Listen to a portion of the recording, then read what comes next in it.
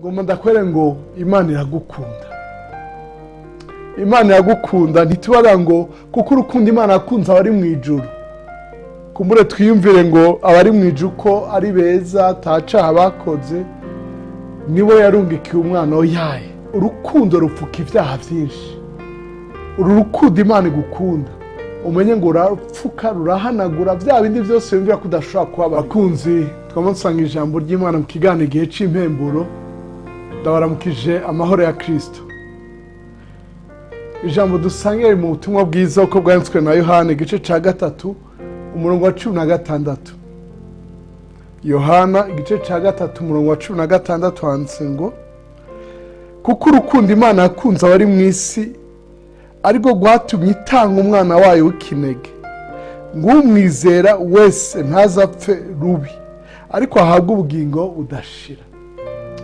Mukundwa uri kuradukurikira canke abadukurikira muri benshi, ngoma ndakwere ngo Imana iragukunda. Imana iragukunda ntitubara ngo kuko urukundo Imana yakunze abari mu ijuru. Kumbure twiyumvire ngo abari mu ijuru ko ari beza tacaha bakoze niwe yarungikiye umwana oyaye. Yakunze abari mu isi irondera ikintu yobaha kuko ibakunda, ibaha ingabire iruta izindi zose, umwana wayo w'ikinege. Ibi byose niba bitahura, niba bimenya, niba vyibuka bigutere kwizera uyu mwana w'Imana, kwizera Imana bigutere kwihana, guhinduka ukava muri ivyo byose bibabaza Imana. Intumbero ya suko upfa, intumbero ya suko uja mu muriro udahera, intumbero ya nuko wihana ukabana nayo ubugingo buhoraho, ubugingo bwiza. Hariho n'undi murongo uvuga ngo urukundo rupfuka ibyaha byinshi. Uru rukundo Imana igukunda umenye ngo urapfuka rurahanagura bya bindi byose wumvira kudashobora kubabarirwa.